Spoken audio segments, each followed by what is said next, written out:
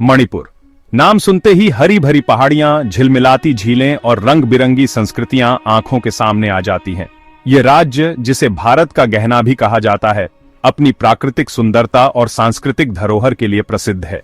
यहाँ की हरियाली, झीलें और पर्वत एक अद्वितीय सौंदर्य का अनुभव कराते हैं, जो किसी भी पर्यटक को मंत्रमुग्ध कर सकते हैं। भारत के उत्तर पूर्व में बसा मणिपुर अपनी खूबसूरती से दिल जीत लेता है। यहाँ की प्राकृतिक छटा, जैसे कि लोकतक झील, जो उत्तर पूर्वी भारत की सबसे बड़ी ताजे पानी की झील है, और यहाँ के हरे भरे पहाड़ एक अद्वितीय अनुभव प्रदान करते हैं। मणिपुर की सुबह जब सूरज की पहली किरणें झील के पानी पर पड़ती हैं, एक स्वर्गिक दृश्य प्रस्तुत करती हैं। यहाँ के लोग अपनी गर्मजोशी और सहनशीलता के लिए जाने जाते हैं और अपनी अनोखी परंपराओं और विरासत को बड़े प्यार से संजोए हुए हैं। मणिपुर के लोग, चाहे वे किसी भी जातीय समुदाय से हों, अपनी संस्कृति और परंपराओं को बड़े गर्व से मानते हैं। यहाँ के त्योहार जैसे कि याओशंग और चेराओबा यहाँ की सांस्कृतिक धरोहर को और भी समृद्ध बनाते हैं। ये राज्य अलग अलग जातीय समुदायों से बना एक खूबसूरत ताना बाना है, जहाँ हर समुदाय की अपनी भाषा, रीति रिवाज और मान्यताएं हैं। यहाँ के पारंपरिक नृत्य जैसे कि मणिपुरी रास लीला और यहाँ की संगीत परंपराएं जैसे कि पेंगोल यहाँ की सांस्कृतिक विविधता को दर्शाते हैं। मणिपुर के लोग, चाहे वे मैतेई, नागा, कुकी या किसी अन्य समुदाय से हों, अपनी सांस्कृतिक धरोहर को बड़े गर्व से मानते हैं। सदियों से ये समुदाय साथ साथ रहते आए हैं। उनकी जिंदगी मणिपुर के सामाजिक ताने बाने में गुंथी हुई है। यहाँ के लोग, चाहे वे किसी भी जातीय समुदाय से हों, एक दूसरे के साथ मिलजुल कर रहते हैं और अपनी परंपराओं और रीति रिवाजों को साझा करते हैं। मणिपुर की सामाजिक संरचना यहाँ के लोगों की सहनशीलता और एकता का प्रतीक है, लेकिन इस सद्भाव के नीचे पुरानी कड़वाहटें और दबी हुई नाराजगी हमेशा से एक साया बना हुआ है।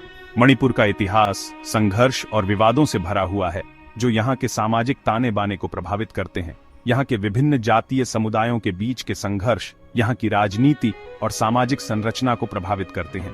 ज्यादातर हिंदू मैतेई लोग, जो उपजाऊ इम्फाल घाटी में रहते हैं, सबसे बड़ा समूह है।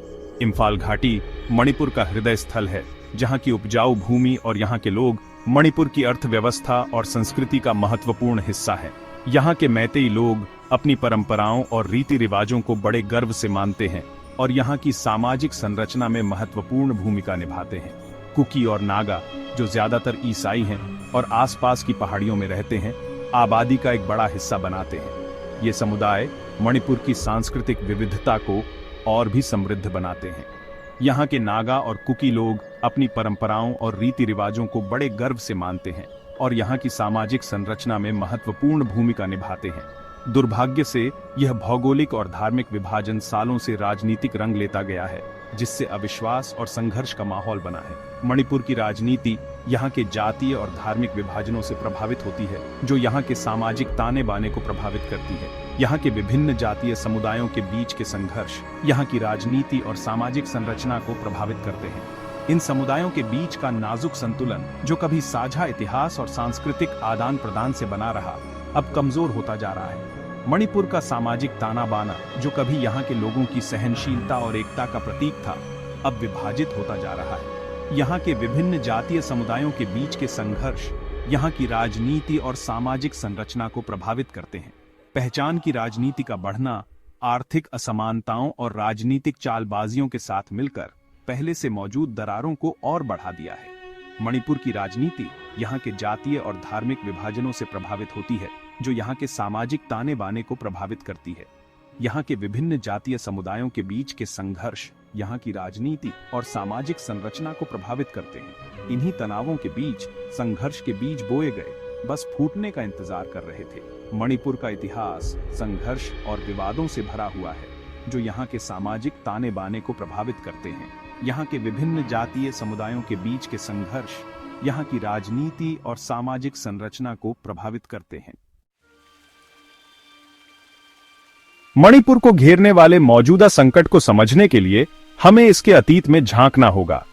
मणिपुर का इतिहास जटिल और बहुस्तरीय है, जिसमें विभिन्न जनजातियों और समुदायों के बीच संघर्ष और सहयोग की कहानियां शामिल हैं। यह क्षेत्र सदियों से सांस्कृतिक और राजनीतिक गतिविधियों का केंद्र रहा है और इसकी भौगोलिक स्थिति ने इसे एक महत्वपूर्ण रणनीतिक स्थान बना दिया है। ब्रिटिश औपनिवेशिक काल हालांकि छोटा था, लेकिन इस क्षेत्र पर एक गहरा प्रभाव छोड़ गया। अंग्रेजों ने अपने शासन को मजबूत करने के लिए विभाजन की नीति अपनाई, जिससे विभिन्न जनजातियों के बीच अविश्वास और दुश्मनी बढ़ी। इसने मणिपुर के सामाजिक ताने बाने को बदल दिया और भविष्य के संघर्षों के लिए बीज बो दिए। फूट डालो और राज करो की नीति, जिसे अंग्रेजों ने नियंत्रण बनाए रखने के लिए इस्तेमाल किया, ने पहाड़ी जनजातियों और घाटी में रहने वाले मैतेई लोगों के बीच विभाजन के बीज बोए। इस नीति ने जनजातियों के बीच आपसी अविश्वास को बढ़ावा दिया और उनके बीच की खाई को और गहरा कर दिया। अंग्रेजों के जाने के बाद भी यह विभाजन मणिपुर की राजनीति और समाज में बना रहा। भारत की आजादी के बाद के दशकों में कई विद्रोही समूह उभरे, जिनमें से हर एक अधिक स्वायत्तता या अलगाव के लिए लड़ रहा था। इन समूहों ने मणिपुर की राजनीतिक स्थिरता को चुनौती दी और क्षेत्र में हिंसा और अस्थिरता को बढ़ावा दिया। विद्रोही समूहों की गतिविधियों ने मणिपुर के लोगों के जीवन को प्रभावित किया और उनके बीच भय और असुरक्षा की भावना को बढ़ाया। भारत सरकार की प्रतिक्रिया, जो अक्सर सख्त और असंवेदनशील थी, ने पहाड़ी जनजातियों को और अलग थलग कर दिया। सरकार की नीतियों और सैन्य कार्रवाइयों ने जनजातियों के बीच असंतोष और विरोध को बढ़ावा दिया। इससे मणिपुर में शांति और स्थिरता की संभावनाएं और कम हो गईं। सशस्त्र बल विशेष शक्तियां अधिनियम, एक विवादास्पद कानून जिसने सेना को व्यापक शक्तियां दी, एक विशेष रूप से विवादास्पद मुद्दा रहा है। इस कानून ने मणिपुर के लोगों के बीच गहरे असंतोष और विरोध को जन्म दिया। स्थानीय लोगों का मानना है कि इस कानून का दुरुपयोग हुआ है और इससे उनके मानवाधिकारों का उल्लंघन हुआ है। मैतेई लोगों द्वारा अनुसूचित जनजाति का दर्जा मांगने से तनाव और भड़क गया। मैतेई समुदाय का मानना है कि अनुसूचित जनजाति का दर्जा मिलने से उन्हें सामाजिक और आर्थिक लाभ मिलेंगे, जो वर्तमान में पहाड़ी जनजातियों को मिलते हैं। इस मांग ने मणिपुर के विभिन्न समुदायों के बीच तनाव को और बढ़ा दिया है। पहाड़ी जनजातियां इस मांग को अपने अधिकारों और संसाधनों तक पहुंच, जो ऐतिहासिक रूप से अनुसूचित जनजाति श्रेणी के तहत संरक्षित हैं, पर अतिक्रमण के रूप में देखती है। उनका मानना है कि मैतेई समुदाय को अनुसूचित जनजाति का दर्जा मिलने से उनके अधिकारों और संसाधनों पर खतरा उत्पन्न हो जाएगा।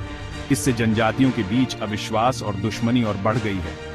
भूमि, संसाधनों और राजनीतिक प्रतिनिधित्व को लेकर यह संघर्ष वर्तमान संकट के मूल में है। मणिपुर के विभिन्न समुदायों के बीच यह संघर्ष न केवल उनके सामाजिक और आर्थिक जीवन को प्रभावित कर रहा है, बल्कि क्षेत्र की राजनीतिक स्थिरता को भी खतरे में डाल रहा है। इस संघर्ष को सुलझाने के लिए एक समग्र और संवेदनशील दृष्टिकोण की आवश्यकता है, जो सभी समुदायों के अधिकारों और हितों का सम्मान करे। मई 2023 में असंतोष की चिंगारी आखिरकार भड़क उठी। यह असंतोष कई महीनों से सुलग रहा था और अंततः मई में यह एक बड़े विस्फोट के रूप में सामने आया। एक अदालती आदेश, जिसमें मणिपुर सरकार को मैतेई लोगों को अनुसूचित जनजाति का दर्जा देने पर विचार करने का निर्देश दिया गया था, ने इस असंतोष को और बढ़ा दिया। यह आदेश एक लंबे समय से चल रहे विवाद का परिणाम था, जिसमें मैतेई समुदाय ने अपने अधिकारों और पहचान की रक्षा के लिए संघर्ष किया था। इस आदेश ने व्यापक विरोध और हिंसा को जन्म दिया। लोग सड़कों पर उतर आए और विरोध प्रदर्शन ने जल्द ही हिंसक रूप ले लिया। यह हिंसा केवल एक समुदाय तक सीमित नहीं रही, बल्कि पूरे राज्य में फैल गई।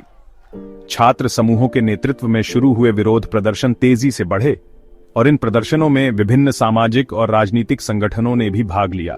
छात्रों ने अपने भविष्य और अधिकारों की रक्षा के लिए आवाज उठाई और उनके इस आंदोलन ने पूरे राज्य को हिलाकर रख दिया और राज्य जातीय संघर्षों की आग में घिर गया। विभिन्न समुदायों के बीच पहले से ही मौजूद तनाव और बढ़ गया और यह संघर्ष हिंसक झड़पों में बदल गया। इस संघर्ष ने राज्य की शांति और स्थिरता को गंभीर रूप से प्रभावित किया। अफवाहों और पुरानी रंजिशों से भड़की भीड़ ने गांवों में तोड़फोड़ की, घरों को जलाया। यह हिंसा केवल शारीरिक नुकसान तक सीमित नहीं रही, बल्कि लोगों के दिलों में डर और असुरक्षा की भावना भी पैदा की और जिन्हें वे दूसरे मानते थे, उन पर हमला किया। इस हिंसा ने समुदायों के बीच की खाई को और गहरा कर दिया और लोगों के बीच अविश्वास और नफरत को बढ़ावा दिया। दहशतज़दा परिवार अपने घरों से भाग गए और उन्होंने सुरक्षित स्थानों की तलाश की। यह पलायन केवल भौतिक नहीं था, बल्कि मानसिक और भावनात्मक भी था। लोग अपने घरों को छोड़ने के लिए मजबूर हो गए और उनके जीवन में एक नई अनिश्चितता आ गई। अस्थायी शिविरों में शरण ली, जहां उन्हें बुनियादी सुविधाओं की कमी का सामना करना पड़ा। इन शिविरों में जीवन कठिन था और लोगों को अपने भविष्य की चिंता सताने लगी। उनकी जिंदगी कुछ ही घंटों में उजड़ गई। जो लोग कभी अपने घरों में सुरक्षित महसूस करते थे, वे अब बेघर और बेसहारा हो गए थे। इस हिंसा ने उनके जीवन को पूरी तरह से बदल कर रख दिया। इस भयानक हिंसा ने मौत और विनाश का मंजर छोड़ दिया। सड़कों पर खून और आंसू बहे और लोगों के दिलों में गहरा घाव छोड़ गए। ये विनाश केवल भौतिक नहीं था, बल्कि मानसिक और भावनात्मक भी था। राज्य की मशीनरी, जो एकदम बेखबर लग रही थी, हिंसा को रोकने के लिए जूझ रही थी। पुलिस और प्रशासन की नाकामी ने स्थिति को और बिगाड़ दिया और लोगों का विश्वास राज्य की व्यवस्था से उठ गया। सेना की तैनाती से हालांकि कुछ हद तक व्यवस्था बहाल हुई, लेकिन यह केवल एक अस्थायी समाधान था। सेना की मौजूदगी ने लोगों को कुछ राहत दी, लेकिन यह स्थायी शांति की गारंटी नहीं थी। लेकिन मूल मुद्दों का समाधान नहीं हुआ। जातीय तनाव और असंतोष की जड़ें गहरी थीं और उन्हें हल करने के लिए एक दीर्घकालिक और समग्र दृष्टिकोण की आवश्यकता थी। इंटरनेट, जो आज की दुनिया में एक जीवन रेखा है, बंद कर दिया गया, जिससे राज्य सूचना के अंधेरे में डूब गया। यह कदम लोगों के बीच और अधिक भ्रम और डर पैदा करने वाला साबित हुआ, जिससे राज्य सूचना के अंधेरे में डूब गया और डर और संदेह और बढ़ गया। इस सूचना के अभाव ने लोगों को और अधिक असुरक्षित और असहाय महसूस कराया और राज्य में शांति और स्थिरता की बहाली की प्रक्रिया को और कठिन बना दिया। सुर्खियों और भयावह आंकड़ों के पीछे उन आम लोगों की कहानियां हैं जिनकी जिंदगी हिंसा ने हमेशा के लिए बदल दी है। उदाहरण के लिए मैरी की कहानी, एक युवा कुकी महिला जिसने दंगों में अपने पति को खो दिया। उसे उनके घर से घसीट कर निकाला गया और एक भीड़ ने उसे काटकर मार डाला। मैरी को अपने 2 छोटे बच्चों के साथ अकेला छोड़ दिया। या अशोक की दुर्दशा पर विचार करें, एक मैतेई दुकानदार जिसकी दुकान लूट ली गई और जला दी गई। सालों की मेहनत और बचत आग की लपटों में स्वाहा हो गई। उसके पास कर्ज और निराशा के अलावा कुछ नहीं बचा। ये अलग थलग घटनाएं नहीं हैं, बल्कि संघर्ष की मानवीय कीमत की भयावह याद दिलाती हैं।